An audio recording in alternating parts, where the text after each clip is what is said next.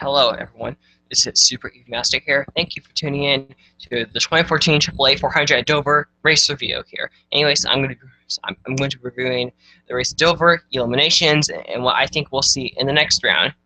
Anyway, so the race obviously was a letdown to what we saw the past 2 weeks, but to me, Dover, I don't know, I feel like Dover has the potential, and we've seen it Dover several times. It has the potential to create like big ones, uh, and create major chase implications. But Dover's on the track. If you're because we could look at New Hampshire and Dover. They're both 1 mile. They're both 1 mile. At New Hampshire, it's Hampshire, the straightaways are longer and the corners are shorter, and it's a lot more flyer than Dover. Dover's turns and straightaways, I believe, are like equal length, and because Dover straightaways and turns are banked, because they're banked, uh, they don't really.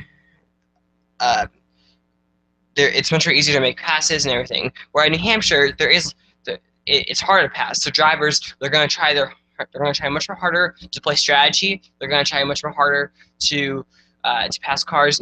So New Hampshire is actually more likely to have crashes than at Dover. But in Dover, I don't know, because Dover is not that type of track.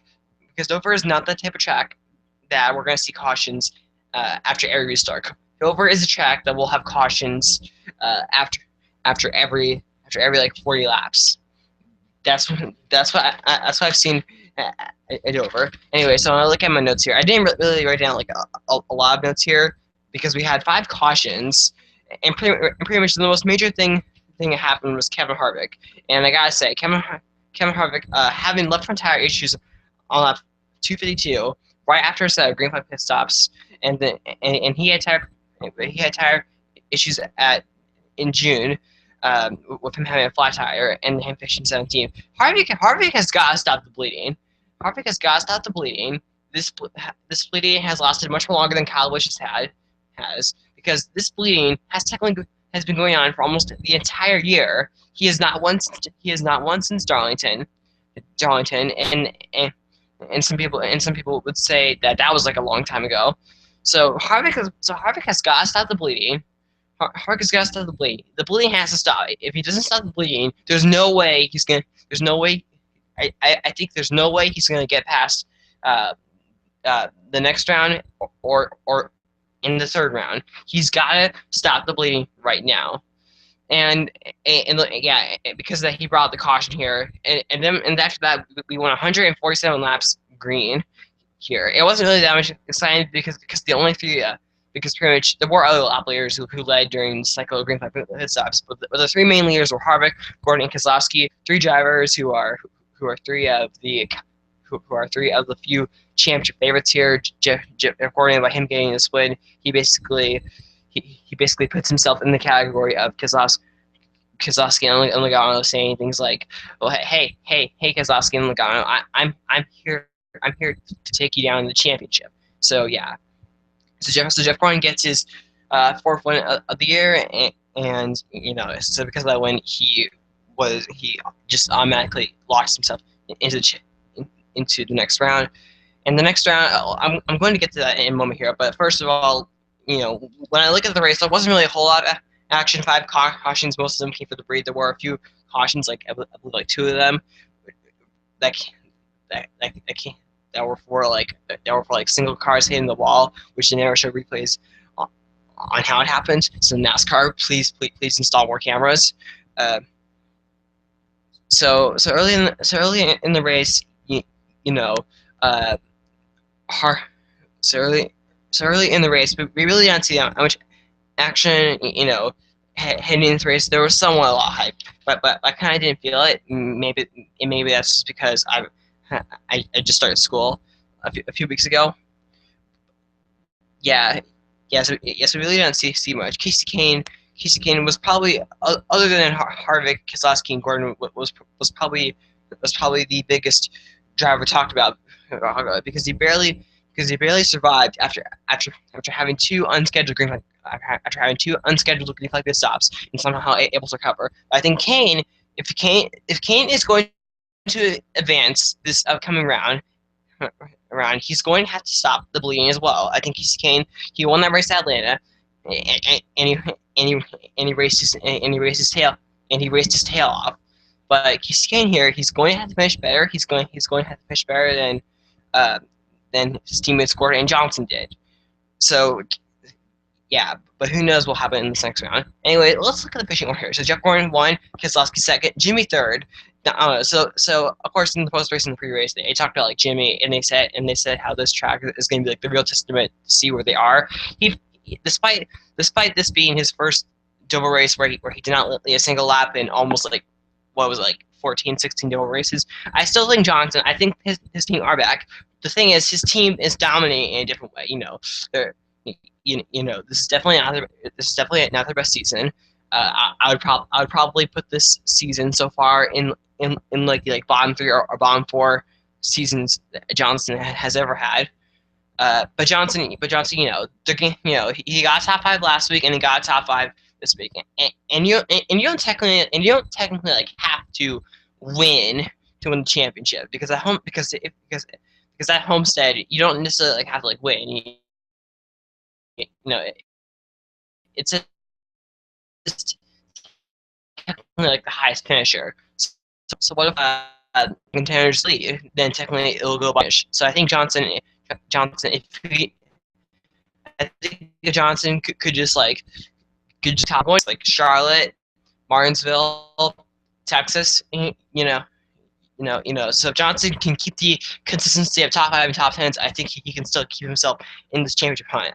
I would like to see him win because I think Johnson's capable of that. It's just that this season he's just not been as bad.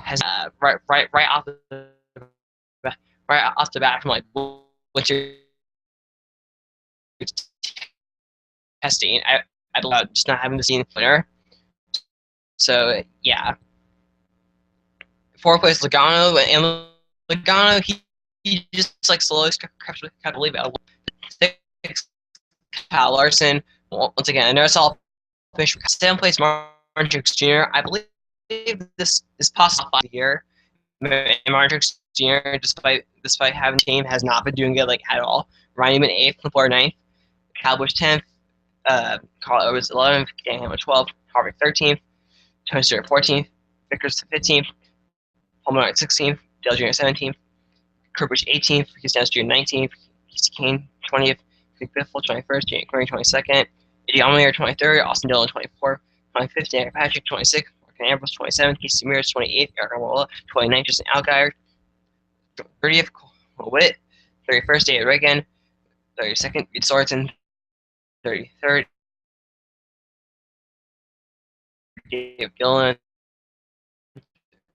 34th, Alex Bowman 35th, Lane Castle 36th, Mike Bliss 37th. So AJ Allmendinger, Kurt Busch, Rick Biffle, and Eric Almirola all were eliminated. Not really huge shockers at all. There are 4 drivers that really throughout the whole entire season. If we look at the overall body of work here, they of 29 races, they really did not have the body of work that was going to get them past the first round. I think, and I gotta say, I was for. I think AJ Allmendinger. Some people are somewhat surprised because how can I describe this?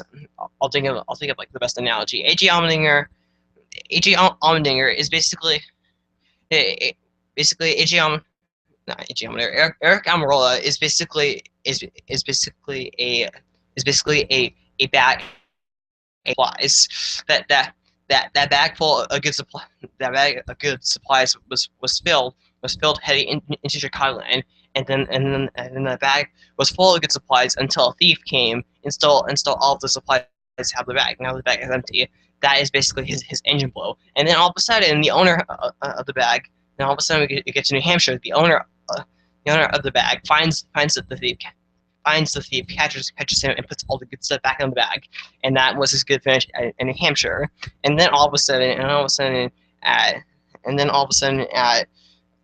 Dover, right off the back, right off right off the bat from his qualifying position in the 20s, the owner of the bag just like abandoned him. He didn't lose it. The bag didn't lose its good stuff, but the bag was missing its one thing, its owner to carry the bag.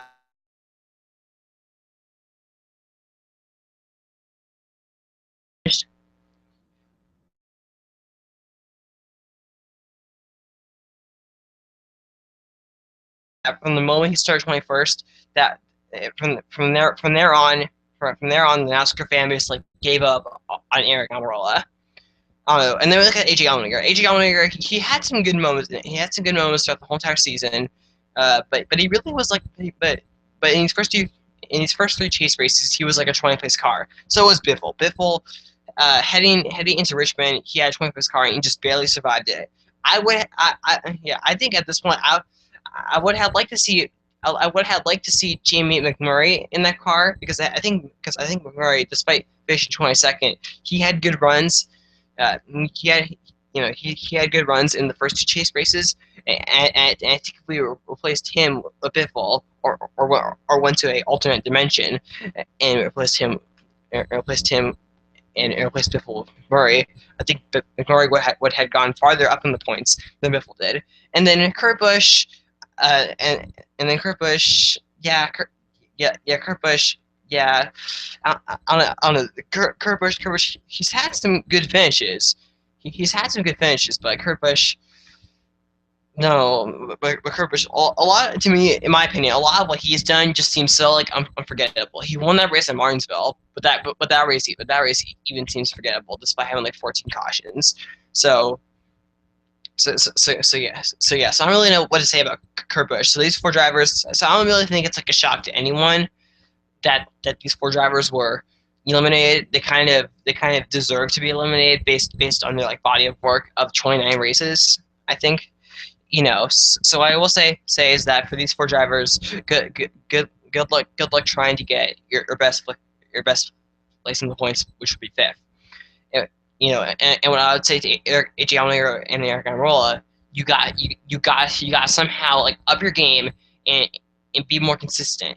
And that's what I'd say. And that's what I would say to Eric Almirola, because Eric Almirola, every once in a while he gets a good finish, but that's the thing. Every once in a while, Eric Almirola, if he's going to get farther in the chase next year and the years that follow, he's going to have to be consistent. Same for AJ Allmendinger. AJ Allmendinger is going to have to relearn. Is going to have to like reteach himself how to be good at these ovals.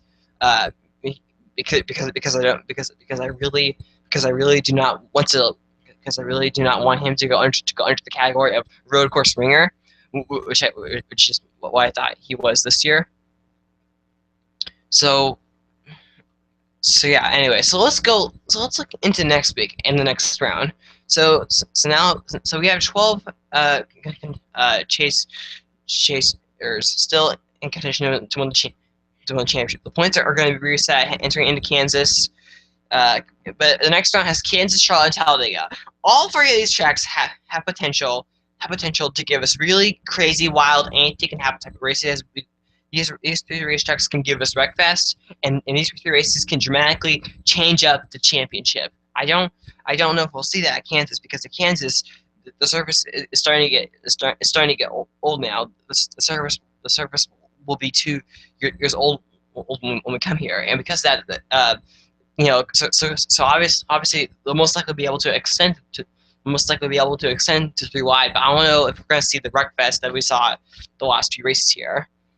And I think that race in May proved it, because that race, it was obviously under the lights, but it wasn't obviously like a Wreckfest. So, yeah, Charlotte, I don't know, Charlotte races, every now and then, a race at Charlotte, could be hanged on the stadium to be remembered forever, or Charlotte races could just go down to be kind of forgettable and boring, in my opinion. So it'll be interesting to see where Charlotte is. Talladega, as long as Talladega does not repeat what happened last fall, which I don't know what happened there, we should be in for a really good Talladega race. Well, like I say, at Talladega, though, I want to see it like a big one. I don't, and by big one, I don't mean like a 7-car crash, because I want to see like a 30 laps. Every car, all 43 cars on the track at one time with 30 laps to go. And then I would love to see like a big one that had like 25 cars in it, similar to what happened in 2012. So so I hope that so I hope that's what happens at Talladega. But yeah, so next week we're at Kansas. As I mentioned, at Kansas, it could be a wreck fest or it could be not. We'll have to see here. I think my prediction for Kansas, ooh, this is hard. It would probably have to be one of the. I don't know. Kansas is a track where I could go like either way, but I think,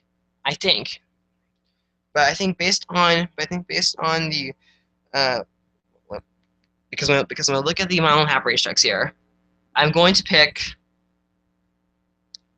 You know what? I think I'm actually look. Fine. I'm gonna pick Kevin Harvick. I think Kevin Harvick. He won this race. He won this race a year ago. He dominated the race in May and came a close second. If there was one more extra lap in that race in May, he probably would have won the race. So I'm gonna put my money on. So I'm going to put my money on Kevin Harvick. I think he will win this race, and I think it should win this race. I think Kansas is a great track for him to redeem himself from Dover. But yeah, so I think in the sixth round we're going to ask ourselves a lot of questions. Will the Penske cars keep their dominance, keep their momentum running? Will the Hendrick cars so be strong? Will Jimmy like win a race? And yeah, so we'll have so many questions that will all be answered at Kansas, Charlotte, and Talladega. Anyway, I think now I'm going to end this live stream. So I just want to say for anyone who is watching or live or watching this after it is published, thank you for watching. Uh, and please subscribe to see more of my content. And we'll see you all later, and bye.